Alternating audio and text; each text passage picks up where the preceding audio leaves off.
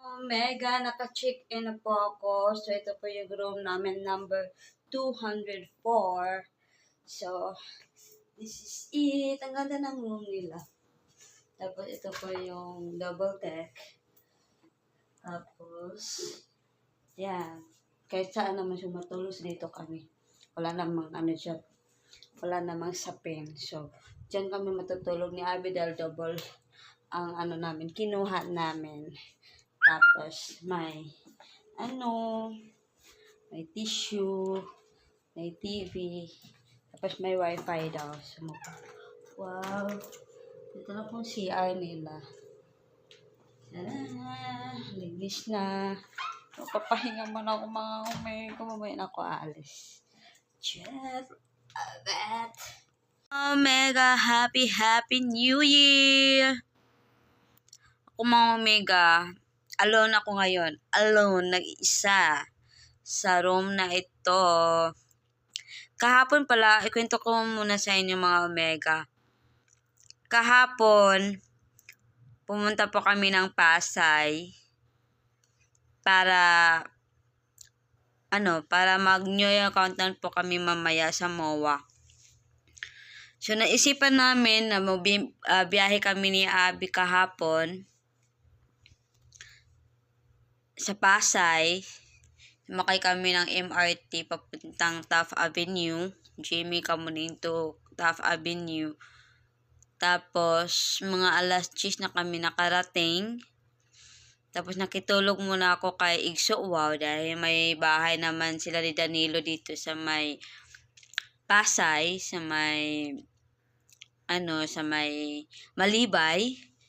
So, doon kami nakitulog. So, naisipan po namin kagabi na mag-book kami ng matutulugan. Mabuti may mura, 1K lang. Tapos, sabi ko, hati na lang tayo, Abby. So, yun. Nag-book kami, naka-per night kami ngayong araw na to. Ang check-in is alas 12. So, andito na ako, nakapag-check-in ako sa One Terrace Residences. Hindi po to hotel, pero para siyang may matutulugan ka na. Residences lang po ito na mura. Pero maganda po siya. Makakatulog ka, makapagpahinga ka ng mahimbing. So, hindi naman kailangan ng maghanap ka ng mga social o mamahalin. Importante ka lang makapag-relax ka lang, makatulog ka lang ng mahimbing. So, ito po, guys, ito po yun. So, naka-charge po kasi ako kaya hindi maayos yung video. So, yan, hindi po namin yan gagamitin dahil dalawa lang naman, double deck naman ang ginamit. Ang pina-reserve namin, ito lang, natanggal yung i-cut mo muna natin mga Omega. So, ang pinili namin ni Abby, hindi double deck. So, may double deck po. Papili po kayo kung saan kayo matutulog o ito ba. So, dito po kami sa double deck. Kami natutulog. Double deck. Dito, isang bed. Sa twin bed lang ang kami ay single bed lang. Pero, twin bed. Ano ba tawag dito? Parang double bed na siya. Double deck lang yun. So, itong pinili namin. Tapos, kaya hindi na nila nilagyan ng mga unan dyan. So, may TV dito, may wifi na binigyan kami ng password na kami lang makakagamit.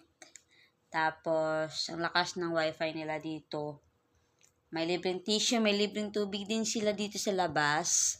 Tapos, may susi ka, pwede ka mag-open ng gate. Pwede din, may susi ka sa kwarto.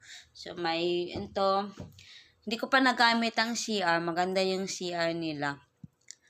Tapos, yun lang mga Omega. So, nakapagpahinga ako. So, naisipan lang namin ni Abby dahil nakakahiya naman po kami makitulog doon nila Igso. Wow, matatapos yung New Year countdown alas 12. Tapos, baka lalagpas ng oras. So, baka tulog na sila. So, wow, marami sila. Baka nakadisturbo kami. Kaya naisipan kaming book na lang ng residences para sa isang room lang namin dalawa ni Abby. Sinamahan ko lang si Abby mga Omega dahil si Abby may idol siyang talagang fan na fan niya na pupunta dyan sa ang sponsor by GMA. So, may GMA New Year countdown po sila sa MOA mamaya. Tapos, ang mga guest, mga GMA artists. Tapos, at saka yung AHO. So, yun. Kaninang umagang umalis si Abby mga 5 or 6 ata yun or 7. 7 siya umalis kanang umaga para lang pipila doon. So, pipila siya. Andun yung mga kasamahan niya sa fans club. Yun, pinauna ko lang siya. Alam naman niya, malapit lang naman ang MOA, kaya hindi naman siya mawala si Abby. So, andun na siya sa malapit sa stage ng kung saan gaganapin ang New Year Countdown. So, I'm sure may friend na siya doon kasi may GC naman sila mga fans club. So, pupuntahan ko lang si Abby mamaya mga